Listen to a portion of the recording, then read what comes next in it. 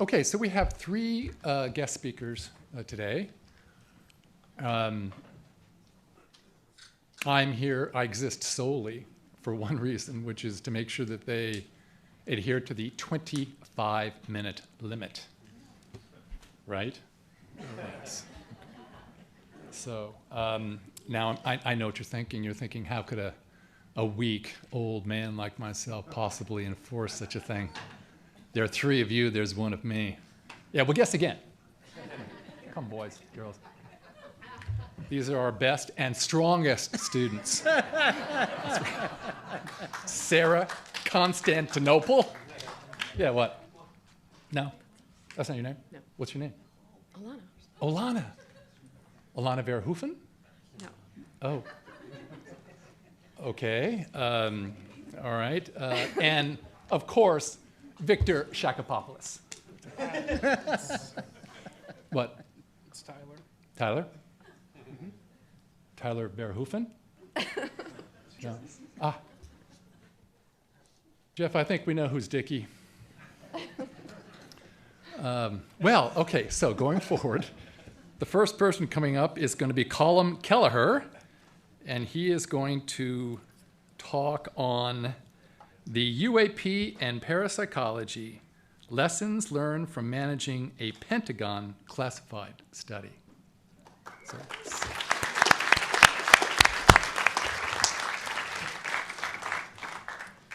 well, you guys are a hard act to follow, I must say.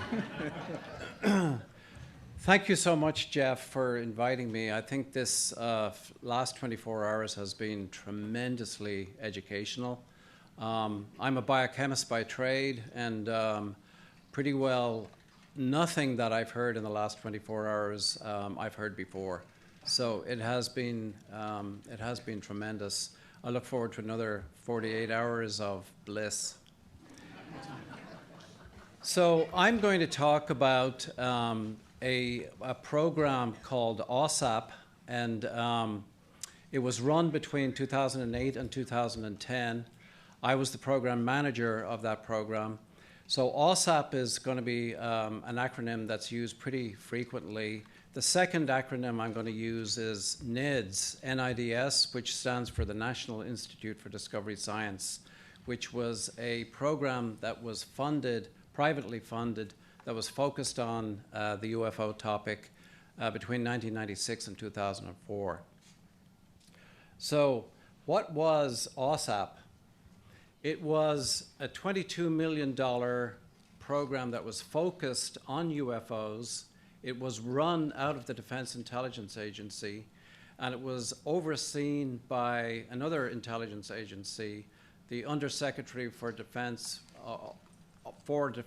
and Intelligence, USDI, or it's now known as OUSDI and S, because DoD loves acronyms and they like expanded acronyms if possible. So we think, after looking at the history of the UFO phenomenon and the United States government relationship with the UFO phenomenon, that the OSAP program was arguably the biggest program that the United States government has admitted to with respect to UFOs. And OSAP stands for the Advanced Aerospace Weapons Systems Application Program. So obviously I'm not going to be saying that too often. So OSAP is really where we're at. So in November of 2008, I was recruited into the OSAP program. I was employee number 1. And my main task was to get a team of researchers, scientists, and engineers together, lickety-split. And we're talking months rather than years. So over the next 9 months, I think I calculated at one time that I had conducted about 300 interviews in a 7-month period, both by telephone and by face-to-face. So it was a pretty intense program. Pretty intense recruitment process, but we ended up with about 50 full-time employees that were only focused on investigating UFOs. That was the departure for this Defense Intelligence Agency program. We had PhD level physicists and biologists. we had engineers, we had technicians, military intelligence people. We also put together a large database, so we hired a bunch of database analysts, and we also had retired police investigators, translators, and also security officers. So if you take all of that into one pile, we did a lot of hiring during that 9-month period. It was the design of the OSAP program, though, that was pretty well unique, and hopefully by the end of what I'm talking about today, I'm going to propose that the OSAP program is a really good template for future UFO programs. And once I get through talking about this, hopefully you'll agree, or maybe not. The focus for OSAP was twofold.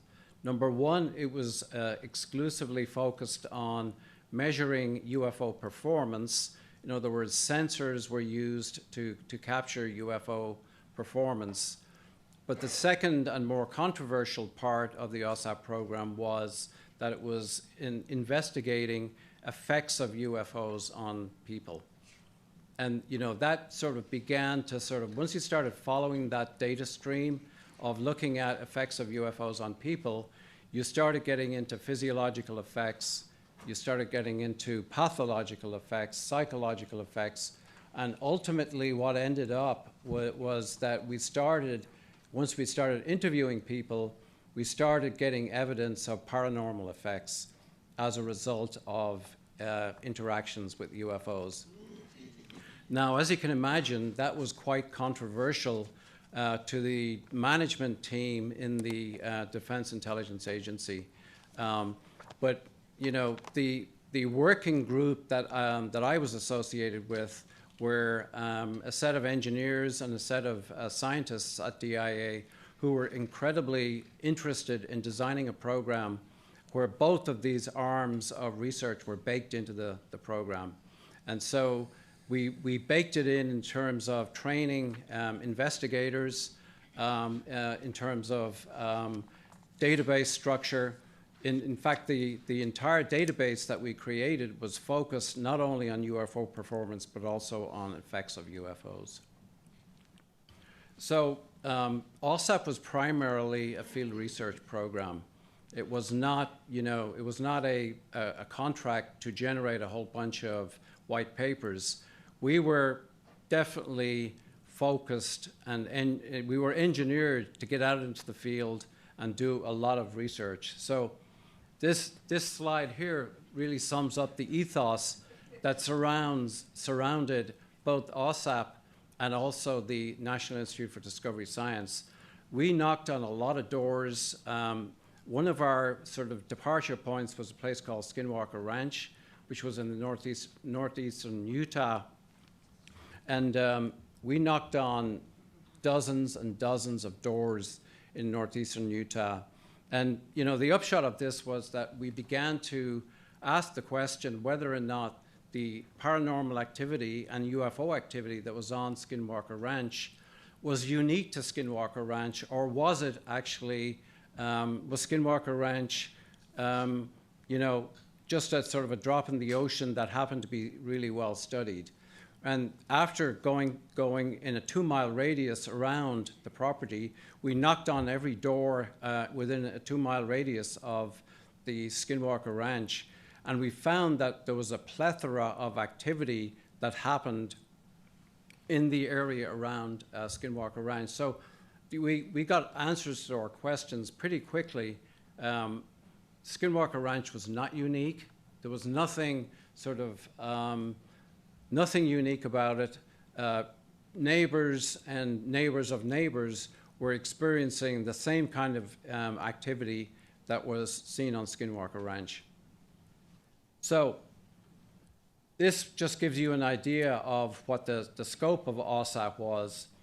So the first bullet point, there are 3 red bullet points and 3 black ones. You don't have to read them all, but the red ones focus on the paranormal type effects that we were investigating, whereas the black bullet points focus on the nuts and bolts kinds of UFOs. So bullet point number 1 was, way back when, before the New York Times article in December of 2017 broke the whole story about this secret Pentagon UFO study, we were studying back in 2008 or 2009 a case that became known as the Tic Tac case, which involved the USS Nimitz off the coast of San Diego back in 2004. We interviewed a lot of pilots. We interviewed a lot of crew people. We wrote up a report for the Defense Intelligence Agency, submitted it by mid-2009, and all of this was absolutely under wraps. All of it was secret. And then, of course, the New York Times came out in December of 2017 with the story about the Tic Tac case. So we were kind of, we were first with the Tic Tac case, but we also looked at a bizarre series of sightings in rural California that had to do with everything from unusual creatures were reported by these people. We dispatched a team out to California, and we had electromagnetic effects, we had poltergeist effects. So the team initially went out to investigate UFOs, but it ended up actually gathering data on a whole bunch of different creatures, electromagnetic effects, poltergeist effects. We also looked at a UFO-driven case in rural Indiana. We dispatched a team out there to spend 3 or 4 days investigating. And, you know, a UFO event had occurred to this family, and then within a week or two, this family had been besieged by poltergeist activity.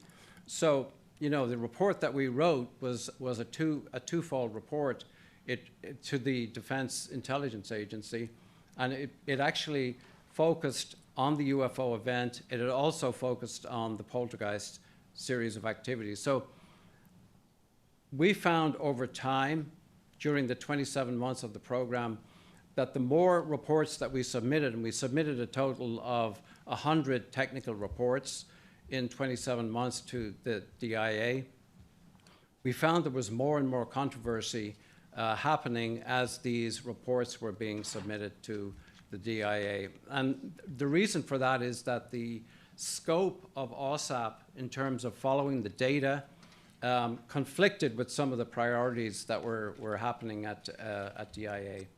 So another really sort of big focus was bullet point number 5.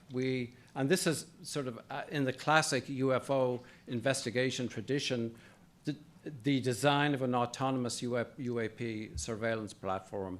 And this was a standard way of deploying a set of instruments out in the wild, leaving and then getting the data over time. We had gone through with mechanical engineers, we had designed, we had software engineers involved, and we had a very, very preliminary prototype of this, this surveillance platform when the program ended at month number 27. And finally, we had constructed what we thought at the time was the largest UAP database in North America. It comprised 11 separate databases and about 200,000 cases. These databases were submitted to the Defense Intelligence Agency. I have no doubt at all that eventually they will be released. And I think all of the reports that the DIA have sitting on their shelves will eventually be released. I know that the first 30, 35 reports have already been released. So I think it's only a matter of time when the program is fully transparent and all of the reports will be sort of out in the public. That process is taking a lot of time, but the FOIA process, if anybody is familiar with the FOIA process, is not a fast process. So just to sort of underline this whole thing, Skinwalker Ranch, this 500-acre ranch in northeastern Utah, really epitomized for us this sort of co-location of both standard UFOs, what we call nuts and bolts type UFOs, and co-located and in the same vicinity as, parapsychological effects. So bullet point number 2 was one of these times on the left-hand side, bullet point number 2 was within a few weeks of arriving on the ranch, I had this sort of encounter with an object that was very, very fast moving.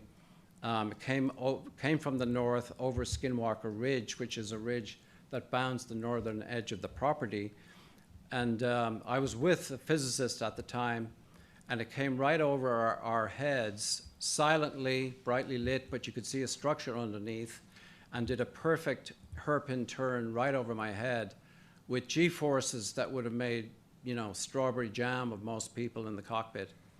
And it turned around and then went back exactly where it came from. But it was a combination of the low altitude, the silence, and the speed, and the tight hairpin turn that really caught my attention. It was one of those holy shit moments when I realized, this was not sort of an average, we were out there to investigate, we were out there to document, but what happened that night sort of changed things for me, because my mentality began to think, yeah, maybe this is possible.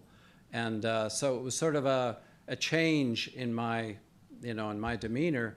And, other people on the ranch had the same kind of wow moments. There was a lot of activity on Skinwalker Ranch over time, and this was the kind of thing that routinely happened. But the point of this slide is really that on the left-hand side of the left-hand panel, we've got a lot of UFO activity was documented on the property, but co-locating and in the same time frame, there was also a bevy of discarnate voices, telepathic transmissions, poltergeist activity.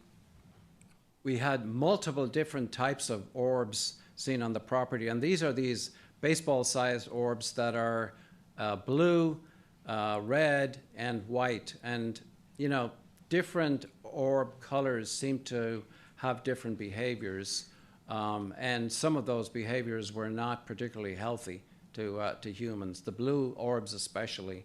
And also we documented what we began to call the hitchhiker effect, which is, I'll talk about that in a couple of minutes. It's the idea that after florid activity on the ranch, people went home to the East Coast and they brought something with them. So this is just to say that Skinwalker Ranch is not unique. I think there's a lot of evidence for that now. We deployed teams when there was a lull in Skinwalker Ranch activity. We deployed teams to Dulce, New Mexico, to San Luis Valley, Colorado. We were working closely with a police captain from Great Falls, Montana, named Keith Wolverton, back in the National Institute for Discovery Science days. Bottom line from this left-hand panel is that we found the same kind of pattern of activity. We found UFO activity, we found paranormal activity, we found strange creatures, we found cattle mutilations, all co-located in the same place. In Dulce, New Mexico, we were very privileged to be able to talk to a lot of the elders in the Icarilla Apache tribe in Dulce, New Mexico, and we were very fortunate to be able to talk to these people because they had never talked to people outside their group before. So we were very fortunate to get that data, but it backed up completely what we had discovered on Skinwalker Ranch. In other words, it was UFO activity plus a large umbrella of a lot of other type of activity. I don't know if any in the audience know this guy, Stan Gordon, in Pennsylvania. He's been researching UFOs in Pennsylvania for about 60 years. And this guy is the quintessential door knocker. He spends a lot of time talking to people in Pennsylvania, and he has brought home a lot of data that supports exactly what I've been saying, that there is a lot of UFO activity, there's a lot of orb activity, there's a lot of strange creatures that people report. And remember, it's not only, you don't get this information on the first visit. It takes 4 or 5 visits for people to feel safe and for people to start feeling comfortable. And once people start opening up, then that is the sort of the change when they no longer are just talking about UFO performance. They're also talking about a lot of activity that you would classify as high strangeness. So very briefly, the hitchhiker effect really was coined from Skinwalker Ranch. We had 5 DIA, TSSCI clearances, analysts who were deployed basically to check the place out. I mean, the whole thing was, is this for real, or is there's a bunch of people making this stuff up? So we had 5 analysts deployed at different times. All 5 of them had florid experiences while they were on the property. Once they got home, paranormal activity started erupting in their homes. Family people, kids, wives began to experience paranormal activity as well as poltergeist activity. Hitchhiker effect happened on a much sort of more subtle, low-level way to myself, to Robert Bigelow, to George Knapp as a journalist who has spent a lot of time on Skinwalker Ranch. He has experienced the same thing. A lot of people who have been on the property have experienced this, bringing stuff home, but not to the same sort of in-your-face effect that these 5 DIA analysts experienced. That was a sort of a departure. So this is a sort of a humorous slide because what part of the hitchhiker effect, left panel shows a sort of a drawing that was done on some of the family members of this guy who had brought stuff home with them. And this is what they, both kids and the wife, saw at different times in their home in Virginia, which is what, 2,500 miles away from Skinwalker Ranch. This stuff started happening. These creatures are anatomically impossible, to use Jeff's term. But I mean, you cannot have a dog that's running fluidly at 20 miles an hour on 2 feet. And this was a sort of a feature of these creatures. The right-hand panel, it shows that this is not a unique thing to Skinwalker Ranch. It's actually a composite rendition of dozens and dozens of sightings that were gathered from this woman, Linda Godfrey. Last slide, I'm going to talk about the role of deception in this whole thing. I'm just going to talk about the 2 top, or the top horizontal panels and the bottom horizontal panels. The diagonal panel, I don't have time to talk about, but it's kind of interesting. But we had the good fortune to interview Colonel Barry Hennessy, who was the head of AFOSIPJ, Air Force Office of Special Investigations, which is the counterintelligence arm of the United States Air Force. And its role is to protect special access programs and advanced technology. Its role is also to engage in deception and covert programs to mask the special access programs that they have. And frequently, according to Colonel Barry Hennessy, it's very, very common to use the UFO phenomenon in a deceptive way to perpetrate rumors, to perpetrate innuendo regarding, crashes of, advanced prototypes are turned into UFO crashes and stories about UFO crashes. We also asked him about the so-called Northern Tier sightings, which is that in the 1970s, we had Loring Air Force Base in Maine, Wurtsmith Air Force Base in Wisconsin, Malmstrom Air Force Base in Montana, Minot Air Force Base in North Dakota. All of these Air Force bases were plagued by UFO activity during the 1970s and 1980s. Colonel Hennessy was pretty frank in telling us that, yes, some of these were ours. We were using these as penetration detectors to see what the rapid reaction to an emergency would be on these Air Force bases, which are extremely important. They're there for the sort of defense of the United States against incoming over the North Pole. But he said a good, 50% of these cases, they had no idea who was invading their airspace. So the top panel here is basically saying that Colonel Hennessy was saying that there was very, very frequent deceptive programs that were being deployed to fool people into thinking that UFOs were there, where in fact it was just a cover for special access programs. Bottom panel and left-hand side, NIDS, National Institute for Discovery Science, investigated about 150 separate cases of black triangles during the 1990s and the 2000s. And it was a remarkable sort of data set because they were almost identical cases from all around the United States.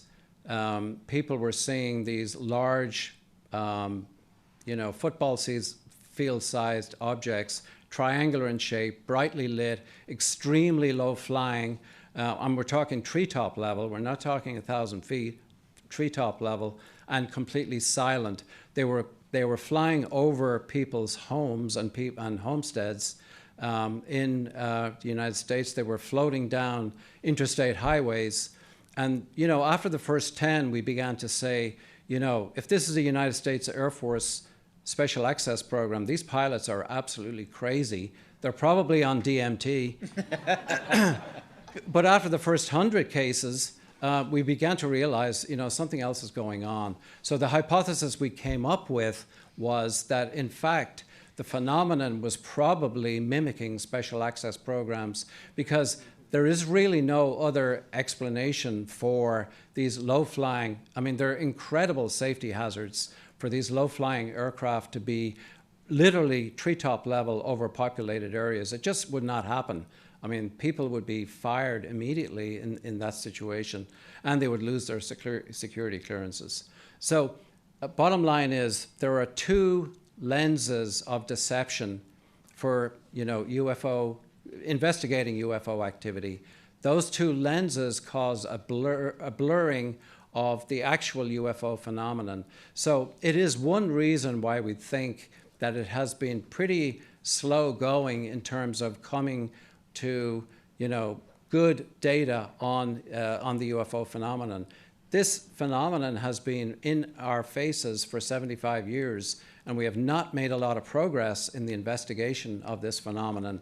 And one of the reasons, in our opinion, is that there are two layers of deception that you have to go through. This is not a normal scientific program. This is not hematology, it's not immunology, where you can kind of trust what you're studying. You can't trust what you're studying. And so I'm going to leave it at that.